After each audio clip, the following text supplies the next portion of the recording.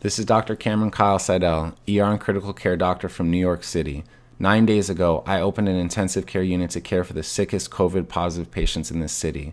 In these 9 days, I have seen things I have never seen before. In treating these patients, I have witnessed medical phenomenon that just don't make sense in the context of treating a disease that is supposed to be a viral pneumonia.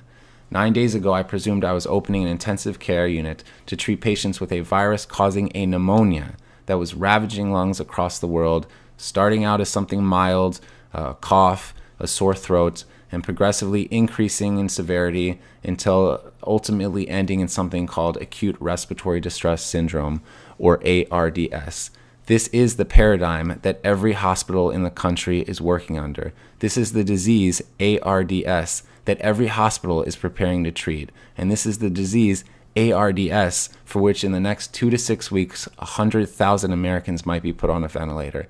And yet, everything I've seen in the last 9 days, all the things that just don't make sense, the patients I'm seeing in front of me, the lungs I'm trying to improve, have led me to believe that COVID-19 is not this disease, and that we are operating under a medical paradigm that is untrue. In short, I believe we are treating the wrong disease, and I fear that this misguided treatment will lead to a tremendous amount of harm to a great number of people in a very short time. As New York City appears to be about 10 days ahead of the country, I feel compelled to get this information out. COVID-19 lung disease, as far as I can see, is not a pneumonia and should not be treated as one. Rather, it appears as some kind of viral-induced disease, most resembling high-altitude sickness. It is as if tens of thousands of my fellow New Yorkers are on a plane at 30,000 feet and the cabin pressure is slowly being let out. These patients are slowly being starved of oxygen.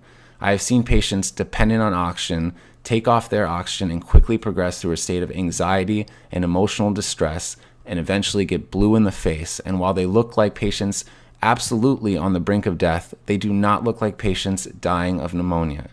I have never been a mountain climber, and I do not know the conditions at base camp below the highest peaks in the world. But I suspect that the patients I'm seeing in front of me look most like as if a person was dropped off on the top of Mount Everest without time to acclimate.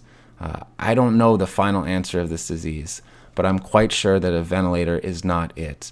That is not to say that we don't need ventilators. We absolutely need them. They are the only way at this time that we're able to give a little more oxygen to patients who need it.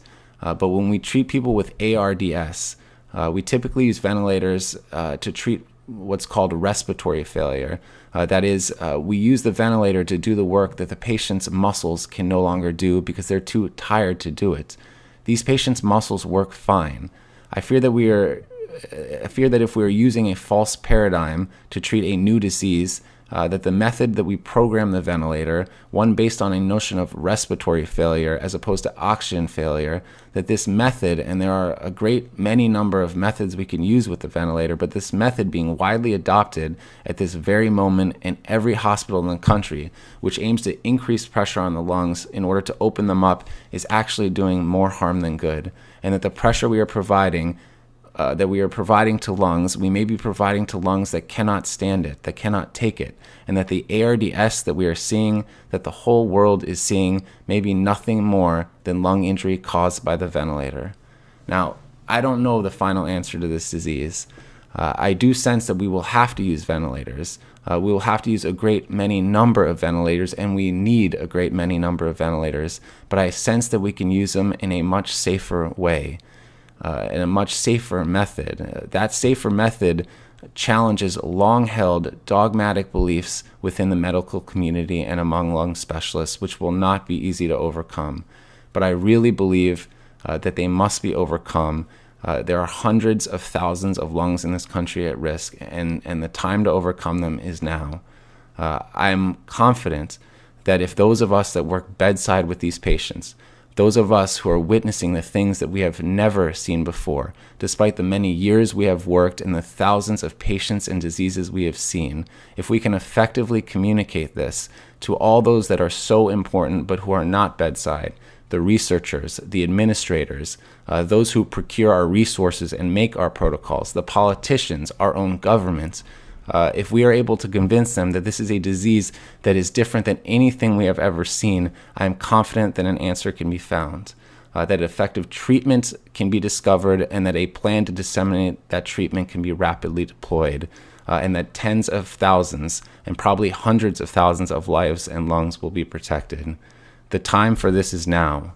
We are staring into a future in which a great many of our fellow Americans are going to suffer, not to mention people all around the world. For those who will not suffer directly from this disease, from the terrible human cost of this disease, for those who will not lose a family member or a friend, and there will be a great many number of people who will lose those close to them. But for those who don't, they are still going to suffer from the great economic cost of COVID-19. We are all involved in this future. So I urge you, for those of us, if you are out there, for those who work bedside, I urge you to speak up. We can change this. I thank you all for listening. Please spread the message and stay safe.